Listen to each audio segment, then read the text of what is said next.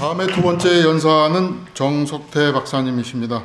박사님께서는 일본 히로시마대 생물자원개발학을 전공을 하셨고 농진청 국립농업과학원의 발효식품과의 연구원으로 오랫동안 재직을 해오시면서 우리술 보물창고, 과실주 개론, 한국의 술, 100년의 과제와 전망 등 여러 책의 공조로 집필을 하신 바 있습니다. 오늘 저희들에게 얘기해 주실 내용은 유럽인의 신맛, 이태리 발사믹 세계화라는 주제로 말씀을 해주시겠습니다. 네, 안녕하세요. 네, 멋있게 소개받은 정석태입니다. 제가 오늘 말씀드릴 거는 이태리 발사믹 식초입니다. 이거는 제가 사실 여기에 전공을 했다거나 그런 건 아니고 이 부탁을 받고 저 나름대로 이제 공부한 것을 이제 같이 나누는 시간으로 생각하시면 되겠습니다. 보면 이태리 발사믹 식초 하면 이태리가 가장 유명하거든요. 유명하고 이제 이태리의 모데나, 에밀리아 지역 이런 곳이 유명한데요. 오늘 말씀드릴 거는 발사믹 식초 이탈리아 식문화 관련해서 말씀드리고, 그리고 주로 이제 저는 이제 제조 과정을 주로 하는 사람입니다. 그래서 발사믹 식초 제조 기술에 대해서 발사믹 식초는 이런 식으로 만드는구나, 그에 대해서 말씀드리고요. 그리고 어떻게 해서 발사믹 식초가 이렇게 유명하게 됐는가, 거기에 대해서 제가 이제 거기 이탈리아 견학을 가서 느낀 점에 대해서 이제 말씀드리겠습니다. 예, 다음. 발사믹 식초의 기원을 보면은 발사믹 식초라는 거는 농축 과즙을 발효시킨 겁니다. 그러니까 여기는 두 가지 기술이 융합되어 있습니다. 뭐냐면은 농축 과즙을 만드는 것, 그리고 발효식초를 만드는 것, 이 두 가지가 결합되어 있다고 보시면 됩니다. 저기에 왼쪽에 나와 있는 것이 이제 발효식초를 만드는 과정이고요. 오른쪽이 농축 과즙을 만드는 그 역사입니다. 그것을 올라가면은 BC 4000년 전 바빌로니아라면은 지금의 이라크라고 보시면 됩니다. 함무라비 법전으로 유명한 그게 이라크라고 보시면 되고요. 거기서 이제 무화과나 살구식초 이런 거를 식품 저장에 드레싱에 사용했다, 이런 문헌이 나온다고 알려져 있습니다. 그리고 BC 200년경에 보면은 지중해의 이집트나 팔레스틴 지역, 지금의 이제 예루살렘이나 이런 쪽이 팔레스틴 지역이 되겠죠. 거기 보면은 이제 다양한 과일로부터 식초 생산인데, BC 200년이면은 우리나라로 말하면 당군 조선의 끝 무렵 정도 됩니다. 그러니까 그 정도 되고요, 역사가. 그 다음에 로마 시대에 들면서 식품 저장, 드레싱, 의약품으로 이제 사용했다는 것이 나오고, 이제 가정마다 아세타 블룸이라 그래가 식초 양념통들이 있었답니다. 결국 그 당시 아마 식초를 많이 사용했다라고 할 수 있겠죠. 특히나 이제 모데나 지방에서는 아로마 식초가 유행했다는데, 아마 아까 중국에서도 아로마 식초 얘기가 나는데, 여기는 이제 아로마 식초라는 것이 뭐냐면은 식초를 만들고 난 다음에 거기에 허브 식물을 넣는 겁니다. 장미라든지 또 향이 많은 허브 식물들을 넣어서 이제 식초를 만들었다는 그런 내용이 나오고요. 그리고 오른쪽에 보면 BC 1000년 경에 보면은 이집트 무덤에 이제 과즙 조리는 모습이 있는데, 그리고 그 다음에 로마 시대에 농축 과즙 제조장에 대한 서술이 있습니다. 그거는 이제 버질이라는 건 시인 이름입니다. 이분이 이제 일반 과정에서 과즙 조리는 모습을 이제 묘사한 것이 있고, 그래서 그 다음도 이제 로마 시대 이제 로마의 아피큐스라는 건 사람 이름인데, 아마 음식 이름 중에서도 아마 아피큐스라고 있을 거예요. 새콤달콤한 그 요리. 아마 저기서 유래된 건데요. 이분이 이제 BC 40에서 AD 37이니까 아마 퍼뜩 떠오르는 건 아마 예수하고 동시대의 인물이에요. 예수님이 AD 30년에 돌아가셨으니까 아마 예수 동시대의 인물이라고 기억하시면 되고, 그때 식초에다가 농축 과즙을 넣어서 이거를 요리에 사용한 그런 기록이 있습니다. 그래서 새콤달콤한 요리에 사용했는데, 결국 그때 로마 시대의 농축 과즙은 사파라고 그랬는데, 현재는 현재 단어로는 사바라고 그럽니다. 그게 지금 발사믹 식초에 사용하는 농축 과즙, 이걸 사바라고 그러거든요. 그래서 아마 어원이 저기서 유래됐다. 그리고 현재 발사믹 식초의 굉장히 오랜 된 유래는 아마 저 로마 시대 거의 예수 시대라고 볼 수 있습니다. 그리고 실제로 발사믹 식초에 대해서 등장하는 것은 저기 약 11세기, 우리로 말하면 고려 시대 정도 이렇게 연상을 하시면 되는데요. 그때 전통 발사믹 식초에 대한 문헌이 있고 주로 이제 조미료로 많이 사용하였다 이렇게 볼 수 있습니다. 전통 발사믹 식초란 무엇이냐? 아마 대부분 아실 텐데요. 발사믹이라는 이 단어는 향기롭다 이런 의미를 가진 단어라고 보시면 됩니다. 그래서 발사믹 식초는 향기로운 식초 이렇게 보시면 되고요. 쉽게 얘기해서 발사믹 식초는 포도즙을 농축해서 만드는 식초 이렇게 머릿속에 넣으시면 됩니다. 그리고 주로 이제 식초라기보다도 저쪽 유럽 쪽이나 이탈리아에서는 소스로 사용하신다고 보시면 됩니다. 우리의 식초 개념보다는 우리의 소스, 드레싱 개념이 더 강하다는 것을 말씀드리는 거고, 그리고 이제 전통 발사믹 식초, 트레디셔널이라는 전통자를 붙이려면은 이 두 군데가 있습니다. 여기 보면은 에밀리아 로마나주, 이건 그러니까 우리로 말하면 경상도, 전라도 이 정도 되겠죠. 근데 그 지역에 있는 모데나와 레지오 에밀리아 이 두 군데에서 생산을 주로 하는데 보통 모데나가 좀 더 규모가 큽니다. 거기에 보면은 모데나 디오피가 있고 레지오 에밀리아 디오피가 있습니다. 디오피는 원산지를 보호해 준다는 그런 의미의 단어입니다. 그래서 전통 발사믹 식초의 종류를 보면은 세 가지로 볼 수 있습니다. 이게 보면은 이게 모데나 디오피, 아까 레지오 에밀리아 디오피 두 가지 나왔죠. 그리고 또 한 가지가 있는데 그건 뭐냐면은 모데나에 있는 IGP라는 그런 형태로가 세 종류가 트레디셔널이라는 단어를 붙입니다. 그 외에 트레디셔널 붙이지 않는 발사믹 식초는 굉장히 광범위하게 있다 이렇게 보시면 되고요. 자, DOP하고 IGP의 의미는 여기에 적어놨는데, DOP라는 거는 이제 이 원산지 보호를 해준다는 그런 의미입니다. 주로 이제 DOP는 이제 수작업으로 생산되는 것이라고 이렇게 머리에 넣으시면 되고요. 그리고 요거는 두 가지라고 그러죠. 모데나와 레지아 에밀리아 그 두 군데고, 그리고 이게 2000년도부터 시작됐습니다. 그러니까 2000년도부터니까 지금 몇 년 전이에요? 20년 전에 디오피가 처음 시작된 거예요. 그러니까 우리가 생각한 것보다 그다지 오래되지 않았네라는 걸 알 수 있어요. 그리고 IGP는 2009년도부터 이 IGP를 이 모데나 지역에 이 명칭을 준 거예요. 그러니까 지금으로도 11년 그 정도 그것밖에 안 됐는데도 불구하고 굉장히 세계적으로 괄목상대할 만큼 이렇게 발전했다고 볼 수 있겠죠. 예, 다음. 그래서 이탈리아 식문화 특징을 보면은 다 아시겠지만 파스타, 피자, 리조토의 나라 이탈리아죠. 그리고 근데 이제 저런 것도 유명한데 사실 주식으로 먹는 거는 조금 우리로 말하면 좀 딱딱한 빵이 많습니다. 실제 제가 갔을 때도 가는 곳마다 빵을 내놓더라고요. 그러니까 제가 보기에는 거기에 이제 그 발사믹 식초를 찍어서 먹기도 하는데 아마 이게 딱딱하니까 목에 잘 안 넘어가고, 그러니까 아마 식초를 찍어 먹음으로 해서 침샘을 자극하고 이렇게 침 분비도 원활하게 하는 작용이 아닌가. 어쨌든 저는 그랬습니다. 왜냐하면 제가 빵을 그렇게 좋아하는 사람이 아니라서 그나마 거기에 찍으니까 그나마 목에 넘길 수 있는 이런 형태였습니다. 그리고 아까 말씀드렸듯이 주로 소스로 많이 이용하고 있다는 것이고요. 그리고 특히 이제 이탈리아 사람들은 발사믹 식초에 대해서 좋은 느낌이 있습니다. 저기에 보면 인후통, 염증 등 여러 가지 질병을 예방해 준다는 이런 믿음이 강해요. 우리로 말하면은 매실 액기스가 질병에 아주 효과가 좋다 이런 거하고 비슷한 믿음이라고 할 수 있어요. 보면은 파스타, 피자, 리조토가 있고, 저기 빵과 발사믹 식초 이거는 제가 몇 년 전에 이제 거기 갔을 때 빵을 내놓으면서 거기에 이제 발사믹 식초를 항상 같이 내놓는 그 모습을 찍은 겁니다. 그리고 저기 모데나와 레지오 에밀리아는 이탈리아 굉장히 북부 지역이라고 보시면 됩니다. 예.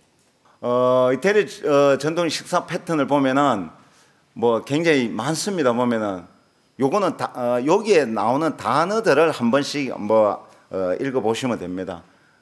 콜라치오네, 스푼티노, 프란초, 메렌다, 체나 이래 있는데 주로 이제 점심이 가장 예전에는 가장 코스 요리해가 풍성하게 먹었는데 지금은 약간 변해서 저녁을 좀 더 비중 있게 먹는다고 합니다. 예전에는 이제 저랬고 그리고 아침을 보면은 커피에다가 뭐라고 적어놨어요? 빵 조각이라고 났죠. 그 의미는 뭐냐면은 그냥 대충 때운다 이런 의미로 적은 거예요. 그러니까 대충 때우고 오전 간식 우리로 말하면 오전 간식인데 이 이탈리아로 보면은 오히려 스푼티노가 콜라치오네보다도 약간 더 잘 먹는 그런 느낌이 약간 있습니다. 그런 내용이고요. 그리고 시에스타라고 그래가지고 낮잠 자는 시간이 1시에서 4시 사이요. 근데 내가 가만히 생각해 보니까 우리가 지금 낮잠 자는 시간에 지금 이걸 하고 있는 거예요. 그러니까 졸릴 수밖에 없겠구나. 예. 사실 우리나라도 그랬죠. 예전에 지금 이 시기에 무슨 일을 합니까? 원두막에서 수박 깨 먹으면서 이제 사실 노는 시간인데 좀 여기서 이렇게 듣는 게 쉽지는 않겠구나 이런 생각을 합니다. 코스 요리는 이런 게 있고요. 예. 다음은 식초 제조 기술에 대해 말씀드리겠습니다. 사실 오늘 만약 앞에는 문화적인 면인데 이 제조 기술만 잘 익혀가더라도 아마 충분히 활용을 할 수 있을 것 같습니다. 발사믹 식초의 원료는 포도입니다. 포도 중에서 청포도도 있고 청포도도 있고 적포도도 있습니다. 청포도는 트레비아노라는 그런 품종이고 적포도는 람브로스코인데 우리로 말하면은 이제 청포도 청수, 람브로스코는 캠벨어리 이렇게 보시면 됩니다. 그리고 이게 특징적인데 이탈리아 모데나 지방의 발사믹 식초 만드는 포도나무는 왜 이렇습니다. 왼쪽에 보면은 저희 같이 연구하는 연구사인데 키가 저보다 큽니다. 그런데도 그 나무가 훨씬 크죠. 한 2m, 30을 굉장히 크게 키우고 오른쪽은 저 프랑스 보로도 가서 찍은 겁니다. 같이 여행을 하며 찍은 건데요. 나무가 굉장히 적어요. 그래서 이제 쪼그리고 앉아서 이제 따는 이런 두 나라 간에 이렇게 나무 키우는 방식이 굉장히 다르다. 이런 걸 볼 수가 있습니다. 전통 발사믹 식초는 어떻게 탄생이 되느냐? 저 위에 보면은 포도를 가지고 파쇄하고 착즙을 하죠. 그리고 농축을 합니다. 그러니까 솥에서 끓인다고 보시면 돼요. 끓이고 농축 과정을 아까 사바라고 그랬죠. 그걸 갖다가 그냥 놔두면은 발효를 합니다. 왜냐하면은 그 주위에서 효모가 들어가서 그냥 자연 발효를 한다고 보시면 됩니다. 물론 이제 효모를 넣을 수도 있고 안 넣을 수도 있는데 이 전통 발사믹 식초 같은 경우는 그냥 자연 발효를 하는 걸 원칙으로 하고 있습니다. 근데 여기서 의문으로 이제 끓였는데 어떻게 효모가 살아있나 이렇게 얘기를 하겠지만은 그 통이나 주위에 항상 그걸 하기 때문에 효모가 몇 마리만 더 가더라도 2, 3일만 자라면 맥시멈으로 자랄 수 있는 게 미생물이거든요. 그래서 발효는 잘 되는 걸 봤습니다. 그 식초 발효에 바데사라고 적어놨는데 이건 식초 발효를 하는 통을 말합니다. 그 통이라고 적어놔 두십시오. 바데사라는 것은 통 이름을 말하는 거고요. 그 다음에 나무통에 숙성을 하는데 나무통에 저장을 한다고 보시면 됩니다. 제가 한번 읽어보실래요? 배터리야? 우리 배터리의 어원입니다. 저장을 하는 개념입니다. 우리도 전류를 저장을 하죠. 그걸 배터리라고 그러지 않습니까? 그 어원이 저기서 배터리야 이게 식초를 저장하는 그 나무통에서 유래됐다는 것이고요. 그리고 전문가와 품질 평가를 통해서 이제 발사믹 식초가 완성이 됩니다. 그 과정을 반드시 거칩니다. 합격된 것만 통과시켜 준다는 의미죠. 그리고 조리기는 직화로 끓이면서 한 33 내지 35브릭스로 이게 농축을 합니다. 아마 아이스 와인 정도 수준으로 보시면 되고 와인 발효는 3 내지 5개월, 알코올 발효를 하고 나면은 이제 알코올이 한 7에서 9도 정도 되고요. 식초 발효는 와인 발효 끝난 다음에. 그러니까 이게 겨울을 보면은 3 내지 5개월이면은 10월 달부터 하면은 겨울 내도록 알코올 발효가 서서히 일어나고 봄이 되고 한 3월 내지 4월부터는 저 식초 발효가 된다고 보시면 됩니다. 바대산 내에서. 그리고 식초 발효통은 이제 아까 이야기했죠. 마드베러, 영어로는 마드베러, 이제 바데샤 이렇게 이탈리아 말로 합니다. 나무통 숙성을 하고요. 그리고 주로 전통 발사믹 식초라 하면은 저기에 12년 이상, 최소 12년 이상을 숙성을 해야 된다. 이렇게 보시면 됩니다. 예. 이거는 금방 말씀드린 거를 나타낸 겁니다. 포도 수확을 하고 으깨고 압착, 과즙을 가지고 졸입니다. 여기에 보시면 요 위에 이렇게 바람개비처럼 도는 게 있죠. 그러니까 과즙을 이렇게 돌리면서 이렇게 정발을 시킵니다. 온도는 한 90도 정도로 올리면은 이제 계속 김이 날아가고요. 그걸 식힌 다음에 그냥 통에 놔두면 이제 와인 발효를 합니다. 이거는 제가 그때 가서 찍은 거요. 그리고 그 다음에 게 이제 오크통에 넣어가지고 이제 식초 발효, 바데사가 되겠습니다. 그래서 식초 발효하고 이걸 갖다 식초 발효 끝나면 그 다음 해에 원래 만약에 가을에 수확했다면 내년에 식초 발효를 하고 그 다음에 2년 뒤에 저쪽 다단식 숙성조에 처음 들어가게 된다고 보시면 됩니다. 저 보면은 몇 개가 돼 있어요. 6개가 있는데 오른쪽부터 크죠. 그게 단계로 이렇게 넘어간다고 보시면 되는데 최고 적은 곳에서 빼낸다고 보시면 됩니다. 과즙 농지에 일어나는 변화, 이거는 이제 과즙을 끓인다고 그랬죠. 끓일 때 일어나는 변화를 나타낸 겁니다. 뭐 과즙의 온도가 상승하고 완전히 올라가기 전까지는 이제 폴리페놀의 효소적 갈변, 이거는 우리가 사과를 믹스에 갈아놨을 때 갈변되는 그 이야기를 이제 효소적 갈변이라고 합니다. 그렇게 이해하시면 되고, 당도와 산도가 당연히 상승이 되겠죠. 수분이 증발되면서. 그리고 pH와 수분 활성도가 하강한다. 이거는 쉽게 말해서 이제 수분이 많이 날아가니까 좀 진해져서 미생물이 생육이 어려워진다. 삼투압 때문에. 그걸 적어놨고요.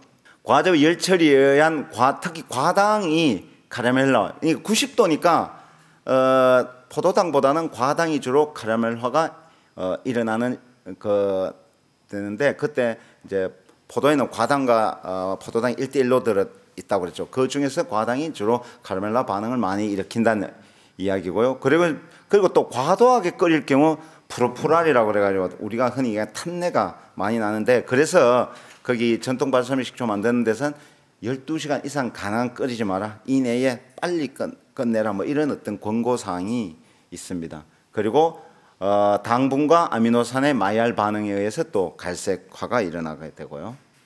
이거는 우리나라의 된장이나 뭐 흑마늘, 뭐 원두 만드는 로스팅 할 때 일어나는 그런 반응이라고 이해를 하시면 됩니다. 여기 발사믹 식초 나무통, 나무 발효통인데요. 오른쪽에 있는 저 그림이 바데사입니다. 마드베러라 그래가지고 식초 발효인데, 이 그림에서 중간에 하나 큰 거 있죠. 이게 바데사 마드베러. 여기서 식초 발효가 일어난다고 보고, 양쪽에 큰 데서 적은 게 쭉 돼 있는데 이게 박테리아라고 보시면 됩니다. 숙성을 하는 곳 12년 이상. 자, 오른쪽에 보면 다양 목재의 나무통 숙성이 있는데, 저 나무통은 위에 숙성용 나무통이라고 그래가지고 종류가 있죠. 참나무, 노간주나무, 물풀에, 벚나무, 뽕나무, 이런 다양한 나무를 이용한다는 게 특징이고요. 그리고 그 부피가 정해져 있는데, 이 중에서 전통 발사믹 식초는 이 다양한 것 중에 5개 이상만 선택을 하면 됩니다. 아까 사진에는 6개를 사용했죠. 여기는 지금 5개를 사용한 거예요. 그리고 맨 마지막 가장 적은 거는 10리터로 10리터를 사용하게 규정화되어 있습니다. 그래서 10리터에서 1리터를 빼냅니다. 1년에. 그러면은 좀 비게 되겠죠. 그리고 그 위에서 계속 채우죠. 그리고 또 증발되어서 날아가는 것도 있고, 이래서 나중에 채우고 맨 마지막에는 마드베러에서 이제 가장 큰 두로 또 채우게 되겠죠. 이런 식으로 먼저 빼내고 식초를 채우는 이런 형태라고 보시면 됩니다. 자, 발사믹 식초 제조장은 아체타야라고 그럽니다. 이탈리아에서. 그래서 아체타야라고 이야기하는데 우리말로 하면은 아마 초방. 왜 제가 초방이라고 이름을 붙였냐면은 우리나라에 뭐 술 만드는 곳을 술방 이렇게 이야기하지 않습니까? 그래서 저거를 이제 초방이라고 이름을 짓는데요. 이게 보면은 이제 아체타야라는 그 식초를 만드는 곳은 효모나 초상 등 미생물이 계속 자라야 된다. 그러니까 이제 15도에서 35도는 뭐 한 유지되어야 되는 것이고 겨울에도 최저로 내려가더라도 5도 이상은 좀 유지해야 된다는 뭐 이런 게 있고요. 그리고 환기가 잘 되는 거. 왜냐하면 이게 계속 농축이 잘 돼야 되니까 환기가 아주 잘 되는 곳이라야 됩니다. 그래서 제가 몇 군데 둘러봤는데 보니까 전통 발사믹 식초가 탄생되는 곳은 지붕 및 다락방이에요.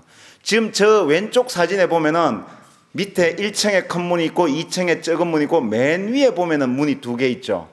거기가 아체타야, 그러니까 뭐 전체가 아체타야이긴 한데 최고 위쪽에서 최고 위쪽에 내부가 중간에 있는 사진이라고 보시면 됩니다.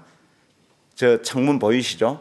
창문도 있고 바로 위에 지붕이 보이는 이런 다락방에서 주로 제조를 하고 있는 게 굉장히 특징이고 실제로 그 모데나에 가면은 모데나에 그 박물관이 있는데 박물관조차 이 다락방에다가 박물관을 해놨어요. 그렇고 그리고 이제 이거는 구멍이 이렇게 손바닥만큼 큽니다. 그 이 오크통 그 나무 구멍이 거기에 광목천을 이렇게 덮어놨어요. 왜냐하면은 벌레는 잘 못 들어가지만 이제 수분이나 이런 게 잘 날아가게 이렇게 해놓은 것을 볼 수가 있습니다. 이거는 발사믹 식초의 성분입니다. 성분을 보면은 원료 유래의 것이 있는데 이제 그거는 당분이나 유기산, 항산화 성분, 섬유 이런 건 아마 포도로부터 유래된 물질이고 농축 과정 중에 아까 뭐 과당의 카라멜화, 멜라노이딘, 당과 아미노산의 멜리아드 반응에서 멜라노이딘이 생성되죠. 그리고 이제 발효 및 숙성 중에 이제 미생물 대사산물도 나오고 미생물이 이제 죽으면은 이제 그 미생물 분해산물 이런 것들이 있다고 볼 수 있습니다. 자, 이 주요 성분에 보면은 특이한 게 있어요. 조금 전에 이제 중국 식초 같으면 젖산도 많이 들어있다 그랬지 않습니까? 이 발사믹 식초는 특이하게 글루콘산이 많이 들어있습니다. 초산도 있는데 글루콘산을 보면은 18.8, 18.1 비슷하죠. 예. 그 정도로 많이 글루콘산이 많이 들어있다는 뜻입니다. 저 글루콘산이 어떻게 생성되냐 하면은 초상균이 포도당을 먹고 바로 글루콘산을 생성하는 거예요. 그래서 글루콘산이 굉장히 많이 들어있다. 이렇게 보시면 되고, 그리고 뭐 페놀산, 플라바놀, 플라보놀 이거는 포도로부터 유래된 성분, 포도 껍질에 주로 많이 있고 포도 뭐 과육에도 들어있는 그러니까 포도로부터 있고 그리고 제가 이게 발사믹 식초를 보다 보니까 가장 좀 찔리는 면이 하나 있더라고요. 저 퓨란 화합물인데 퓨란 화합물은 사실 좀 좋은 물질은 아닙니다.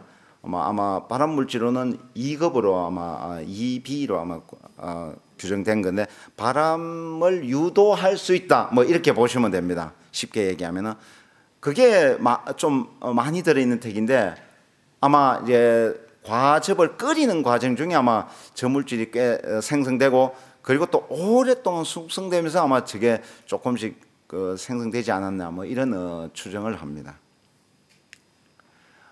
발사믹 식초 물리적 특성은 쉽게 얘기하면 우리의 진한 물엿 정도라고 보시면 됩니다. 점도나 그런 것들이 그리고 당도는 우리의 73브릭스니까 우리 조청이 한 75에서 뭐 80 사이 되니까 조청보다는 조금 옅고 물엿보다는 좀 더 진한 이런 형태라고 보시면 됩니다. 산은 5 내지 7%인데 5 내지 7%고 마지막으로 이제 발사믹 식초가 도대체 어떻게 해서 세계화가 되었는가? 아까 그랬죠. 2000년도부터니까 2020년인가 고작 20년 물론 이제 그 전에도 유명했으니까 물론 그 DOP를 받아 거는 사실이지만 어쨌든 그걸 받고 20년 만에 1990년이니까 30년입니까? 죄송합니다. 30년 만에 굉장히 성장을 많이 했는데 왜 그렇게 됐을까? 저 나름대로 보니까 굉장히 엄격한 관리를 하고 있더라. 이런 생각을 했고, 그리고 또 굉장히 희소성의 가치를 굉장히 두더라. 그런 내용이 되겠습니다. 자, 보면은 DOP는 전통 방식 생산, 농축 포도즙만 사용, 모든 첨가물 불허. 이렇게 굉장히 조금 엄격하게 관리가 되고 있고, IGP는 뭐 약간의 전통 방식으로 생산을 하긴 하는데 농축 포도즙에 포도식초 첨가 가능. 아마 로마 시대 때 개발된 그 방법하고 비슷하죠. 저 방법을 보면은 농축 포도즙에 포도식초를 넣는. 그리고 포도즙은 뭐 최소한 20%, 저 포도즙이라는 건 농축 포도즙을 말합니다. 20% 이상을 넣으라는 거고. 근데 카라멜을 허용하고 있습니다. 사실 카라멜 2%라면은 굉장히 많은 양이에요. 보통 우리가 식품 만드는데 카라멜 1%만 넣어도 완전히 거의 새카맣거든요. 근데 2%까지 카라멜을 IGP 같은 경우는 허용하고 있더라. 그 오른쪽에 보면은 IGP와 DOP의 마커가 있습니다. 그래서 오른쪽에 무슨 색입니까? 좀 붉은 계통이 좀 비싼 거고 왼쪽은 좀 더 싸다. 뭐 이렇게 쉽게 구분을 하시면 되겠고, 그리고 또 한 가지는 이 DOP와 IGP 이거는 트레디셔널이라는 이름을 붙인다 그러죠. 그거를 못 붙이는 거는 저 콘디멘토라고 하는 게 있습니다. 품질 인정 받지 않은 발사믹식초 제품들인데요. 그럼 콘디멘토는 저 DOP보다 쌀까? 실제는 그렇지 않습니다. 뭐 비싼 것도 있고 싼 것도 있는데 왜 그러냐 하면은 DOP는 25년 이상 된 걸 DOP라고 씁니다.